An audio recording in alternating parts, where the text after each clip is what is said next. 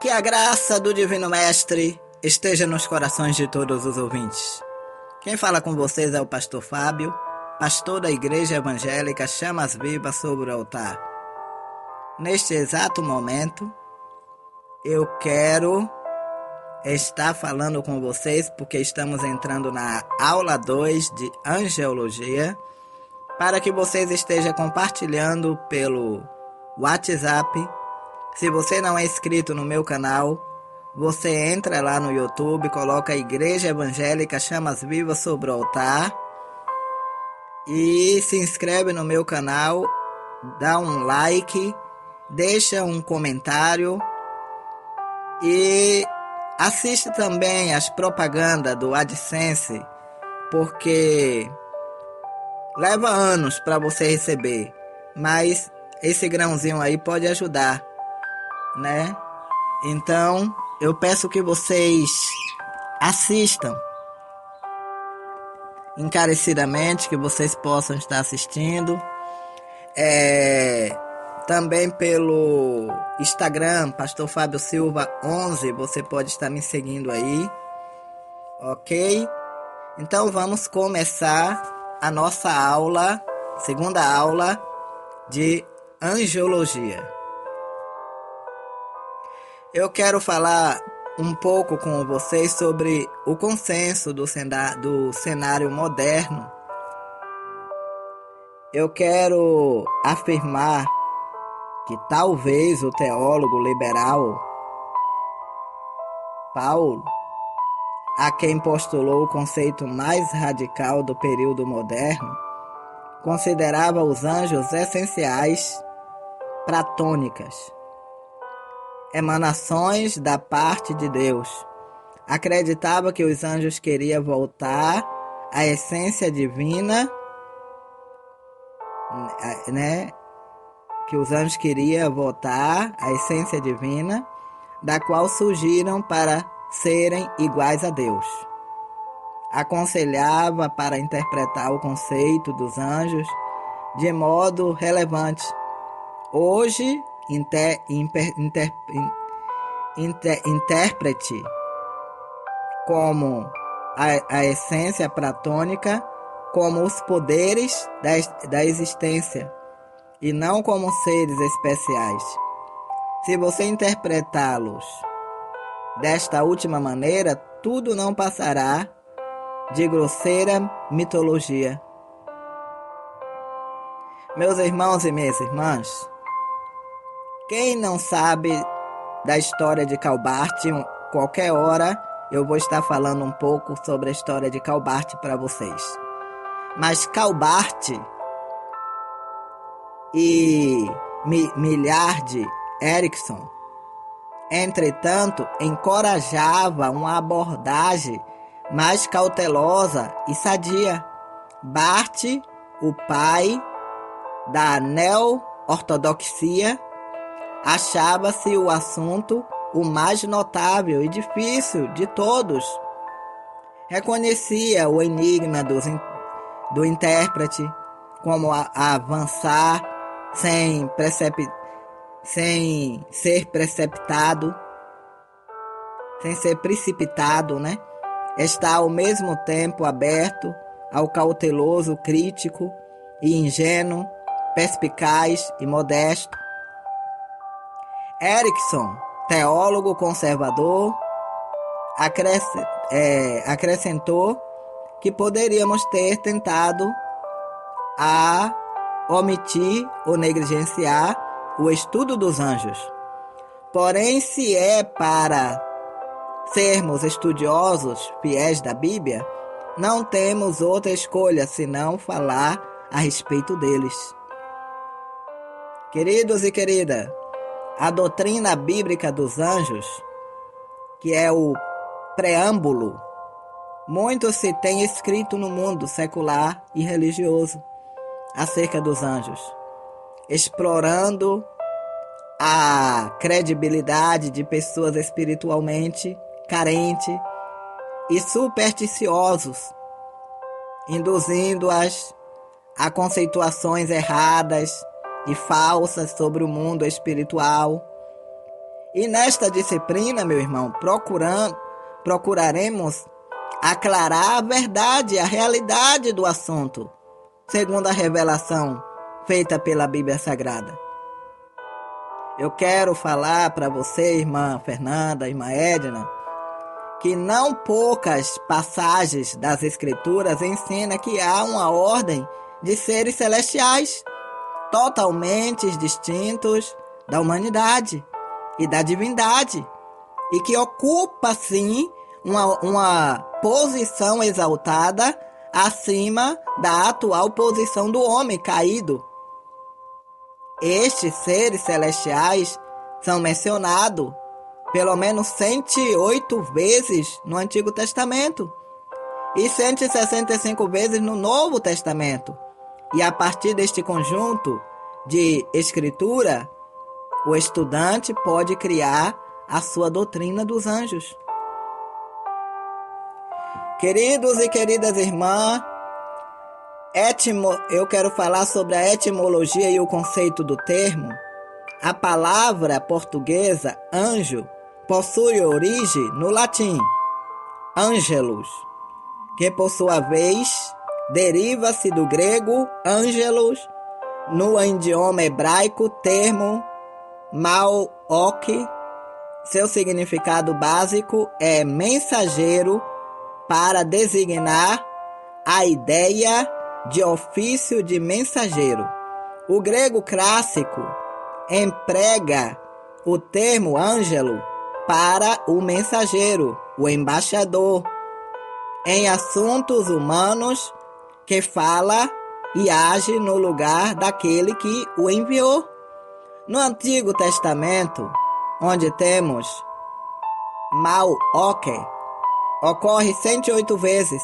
Os anjos aparecem como seres celestiais, membros da corte de Yahvé, que serve e que louva a ele.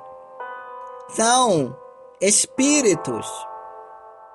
1 Reis 19:5, pode averiguar aí. Transmite a vontade de Deus. Daniel 8:16 e 17, obedece à vontade de Deus. Salmo 103:20, executa os propósitos de Deus. Número 22:22, celebra os louvores de Deus. Jó 38:7, versículo 7. No Novo Testamento, onde a palavra ângelo aparece por 175 vezes, os anjos aparecem como representativos do mundo celestial e mensageiro de Deus. Funções semelhantes do Antigo Testamento são atribuídas a eles, tais como servem e louvam a Cristo. Filipenses 2:9 até o versículo 11. Hebreus capítulo 1, versículo 6. São espíritos ministradores. Lucas 16:22. Atos 12:7. Atos também 8:26. Obedece à vontade dele, executa os seus propósitos. Mateus 13:39 e 42. Celebra os louvores de Cristo. Lucas 2:13-14. Ali os anjos estão vinculados a eventos especiais, tais como a concepção de Cristo, seu nascimento, sua ressurreição e sua ascensão e segunda vinda. O termo teológico apropriado para esse estudo que ora iniciamos é angeologia, do grego angelos. Anjo é anjo e logia, estudo, ou seja, estudo ou dissertação. Angeologia constitui, portanto, de doutrina específica, dentro do contexto daquilo que denominados de teologia sistemática, a qual se ocupa em estudar a existência, as características, natureza moral e atividade dos anjos. Meus irmãos e minhas irmãs, quando consideramos os anjos, como nas outras doutrinas, este campo para o uso da razão, considerando que Deus é Espírito, está lá em João 4:24, que não participa de maneira nenhuma dos elementos materiais, é naturalmente presumir que existe seres criados que se assemelha mais com Deus do que com as criaturas terrestres, que combina os elementos materiais com o imaterial. Há um reino material, um reino animal, um reino humano, assim como podemos presumir que há um reino angélico ou espiritual. Contudo, a angeologia não repousa sobre a razão ou a suposição, mas sobre a revelação, variedade do termo aplicado aos anjos. Os termos genéricos usados para anjos geralmente indicam sua atribuição ou função. Relacionamos abaixo alguns destes termos encontrados nas Sagradas Escrituras. Liturgos gregos, hebraico, algumas vezes usados com significado de anjos, são palavras para servo ou ministros. Hostes é a palavra hebraica salvar. Essa palavra se estende a toda a formação do exército celestial de Deus, uma força militar que luta as batalhas e cumpre a vontade de Deus. Espíritos, está lá em Hebreus 1:14. Vigias, os anjos é vigias, como em Daniel 4:13 e 17, define anjo como supervisores e agentes de serviço de Deus. Nos assuntos do mundo, talvez, nessa classe de anjos, esteja os que tomam decisões e executam os mandamentos de Deus na terra. Bene Eli, ou filhos poderosos, é traduzido por poderosos. Salmo 29, versículo 1. Essa é a descrição do grande poder dos anjos. Bene Elohim, Bene Elohim, o Filho de Deus, define os anjos como uma determinação classe de seres. Este termo inclui Satanás. Jó 16:2 até e Salmo também 29, do versículo 1 a seguir, Salmo 89:6. Elohim, separadamente, é algumas vezes aplicado aos anjos. Ela retrata os anjos como uma classe de seres sobrenaturais, de força mais elevada que do homem. Quando os anjos apareceram a Jacó em Betel, o termo usado é Elohim. Gênesis 35:7. Estrela é o termo simbólico usado para os anjos, sugerindo que sua habitação é os céus. Apocalipse 12, versículo 4. Um sacerdote, está lá em Malaquias 2:7. O sacerdote é chamado de mensageiro, anjo do Senhor. Santos, os seres celestiais têm esse título. Um uso mais amplo ainda inclui também a coluna de nuvem. A pestilência, segundo Samuel 24:16 e 17, os ventos e as pragas. Paulo chamou seu espinho na carne de anjo, isto é, mensageiro de Satanás. Está lá em 2 Coríntios 12, 7, Gálatas 4, 13 até o versículo 4. Pastores da igreja, em Apocalipse 2, 1, 8 e até o 12.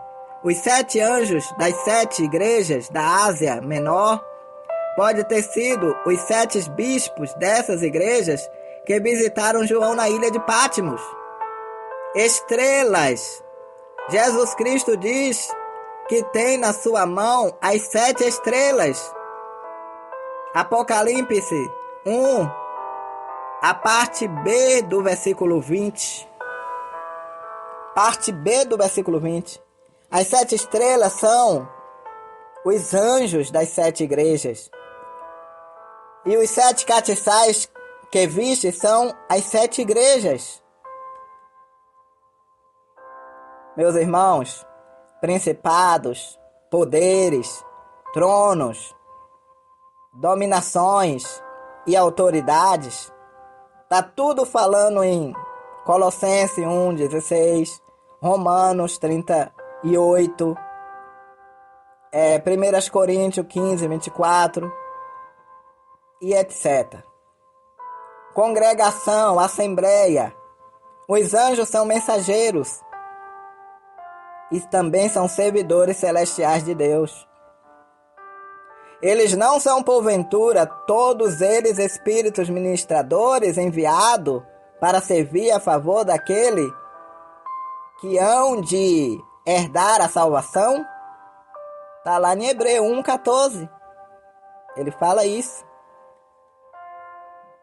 O ponto de partida está na declaração de que todas as coisas criadas foram feitas segundo o propósito daquele que faz todas as coisas, segundo o conselho da sua vontade, em Efésios 1:11, parte B. Portanto, o relato da obra da criação no livro de Gênesis se constitui com o princípio e a base de toda a revelação divina e, consequentemente, a base da relação do homem com Deus. A Bíblia revela que Deus é trino, é autor do homem com Deus. A Bíblia revela que Deus, trino, é o autor da criação. O apóstolo Paulo destaca a pessoa de Jesus Cristo na qualidade de Criador, mas diz que todas as coisas são de Deus. O Pai, o Espírito Santo participa da obra da criação em harmonia perfeita com o Pai e o Filho, conforme indica os textos bíblicos. Eu quero falar um pouco com você sobre a obra da criação, que teve um começo. A criação teve um princípio tanto para as visíveis como para as invisíveis. A prova irrefutável do ponto de vista bíblico está no primeiro versículo da Bíblia. No princípio criou Deus os céus e a terra. A expressão no princípio, no hebraico, é Beresh, que literalmente significa começo. O sentido da palavra é indefinido e sugere que a criação teve um início, um começo específico, conforme sua soberana vontade. Deus criou a matéria, a substância, que antes nunca existiram. Quanto à existência da criação da matéria, pois Deus criou tudo do nada. A criação das coisas materiais, a base dessa declaração está na narrativa bíblica dos primeiros capítulos de Gênesis. Entretanto, a criação material é imensa e abrange todo o sistema solar e outros sistemas existentes e descobertos pelo homem. A extensão dos campos celestes espalhados no espaço sideral, fazendo parte da vida láctea, com muitos sóis, seus planetas, satélites, nos dá a visão apenas limitada de toda a grandeza da criação material. Neemias 9, versículo 6. Na criação da terra, o Criador formou a vida física, uma combinação do imaterial com o material. Nesta ordem da criação, são incluídos o homem, os animais, nas mais variadas espécies, além da vida vegetal. Há uma certa reciprocidade entre anjos e homens, como seres espirituais, porém é preciso distinguir ambas as criações, porque os anjos são apenas seres espirituais e os homens são seres espirituais e materiais. A vida dos anjos é apenas espiritual. A vida física foi criada para propagar-se. Por isso, os homens procriam e geram outros homens. A vida dos anjos é única e eterna. Não pode propagar-se, isto é, os anjos não procriam, meus irmãos. A criação das coisas espirituais. Ao responder aos questionamentos do patriarca Jó, o Criador disse-lhe, de modo enfático e poético, que quando este ainda nem havia nascido, nem o mundo material havia sido criado, os seus anjos, que são espíritos criados por ele, já estava presente na criação do mundo material. Está lá em Jó 38, 1, versículo 7. Do 1, você vai lendo do versículo 1 até o versículo 7. Capítulo 38, versículo 1 até o 7. Nesta escritura, Deus procura convencer a Jó que o Senhor é o Criador da terra e a rege com justiça, e que, ao criar o mundo material, as estrelas da alva alegremente contavam e todos os filhos de Deus rejubilavam. Jó 38, 7. Na linguagem figurada da Bíblia, tanto as estrelas da alva quanto os de Deus são figura dos seres espirituais criados pelo Senhor. Agora vamos falar um pouco sobre a origem dos anjos. 2 fatos devem ser levados em conta. O primeiro é que os anjos não existem desde a eternidade. Isto, por um lado, é mostrado pelos versículos que falam da sua criação. Tu fizeste o céu dos céus e todo o seu exército. Louvai todos os seus anjos. Louvai todas as suas legiões celestes. Louve o nome do Senhor, pois mandou ele, e foram criados. Por outro lado, está esta subtendido na declaração de 1 Timóteo 6,16, onde afirma que Deus é o único que possui imortalidade. O outro fato diz respeito à época de sua criação. Não é indicada com precisão em parte alguma na Bíblia. Contudo, é mais provável que tenha se dado juntamente com a criação dos céus em Gênesis 1:1, Pode ser que Deus os tenha criado imediatamente. Deus pode ter criado imediatamente após ter criado os céus. E antes de ter criado a terra, pois de acordo com Jó 38, 4, 7, rejubilaram todos os filhos de Deus quando ele lançava os fundamentos da terra. Fala sobre isso, né? Então, sua existência. A existência dos anjos é claramente demonstrada pelo ensino tanto do Antigo quanto do Novo Testamento. São inúmeros os textos do Antigo Testamento que comprovam a realidade da existência dos anjos. Queremos, no entanto, meus irmãos, destacar apenas os que se seguem. Gênesis 32, versículo 1 a versículo 2. Juízes 6, 11. 1 Reis 19, versículo 5. Anteriormente, vemos os anjos em suas funções principais de servir e louvar a Yahvé, transmitir as mensagens de Deus, obedecer à sua vontade, executar a vontade de Deus, e também como guerreiros.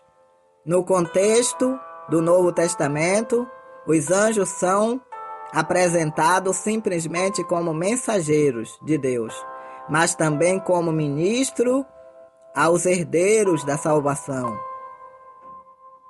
A existência dos anjos é apresentada de maneira inequívoca no Novo Testamento.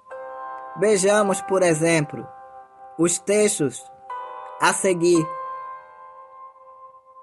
Vamos ver aqui Mateus 13, versículo 39, Mateus 13, 41, Mateus 18, 10, Mateus 26, versículo 26, versículo 53, Marcos 8, 38, Lucas 22, 43. Então, meus irmãos, eu quero encerrar a segunda aula por aqui, para não ficar enfadonho para vocês. Vamos começar com oração e amanhã damos continuidade à terceira aula de angiologia, aonde vamos falar um pouco sobre a Bíblia fala da manifestação, né?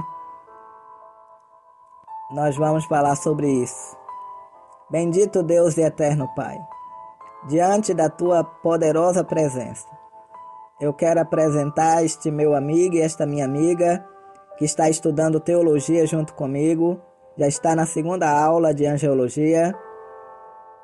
Eu quero pedir a ti que o Senhor traga muita proteção e que a proteção dos anjos, os anjos guerreiros, proteja este aluno e esta aluna, me proteja também, guarde do laço do passarinheiro, guarde da peste perniciosa, guarde da perseguição, guarde da maldição, guarde de tudo que não presta, Senhor.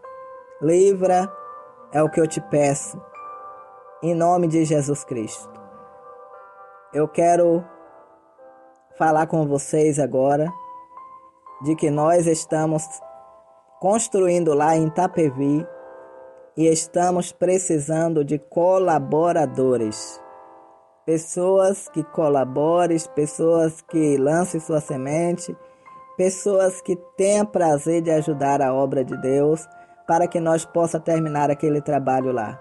Se você quer lançar sua semente, se você quer ser um abençoador da obra de Deus, então lance, meu irmão, a sua semente. Diga, pastor, coloque o número da sua conta aí, que eu vou estar abençoando para a construção lá em Itapevi, Jardim Ruth. e eu vou estar colocando o número da conta e vou estar abençoando a sua vida e vou estar anotando para estar orando sempre, assim como a nossa irmã Maria Francisca, nossa irmã Doris Almeida, nossa irmã Pâmela, nossa irmã pastora Rosita, a minha mãe Rosa, a minha tia Zenilda, a minha prima Rosângela, e muitas outras pessoas, porque tem ajudado com o que pode para poder estar cooperando para essa construção. Então seja você também um abençoador. Seja você também uma pessoa que lança a sua semente.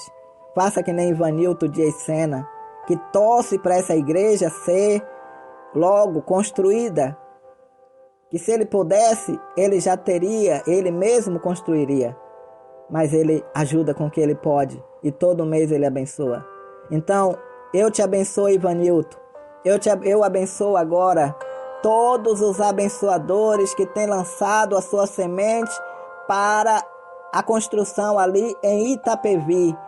Eu declaro que todos vocês estão abençoados. Eu declaro que Deus há de prosperar na vida de vocês. Eu declaro que Deus há de derramar bênçãos sem medidas. Em nome de Jesus, eu oro e abençoo a vida de vocês.